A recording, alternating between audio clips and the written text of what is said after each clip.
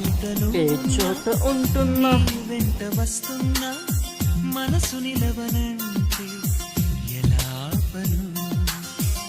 ఏ గాలి వీస్తున్నా నీవు వింటున్నా ఈ వింత భావం ఎలా చెప్పను? ఇన్నాళ్ళు పక్కన లేవు కదా అనే మాట గుర్తుకు రాదు కదా. ఇన్నాళ్ళు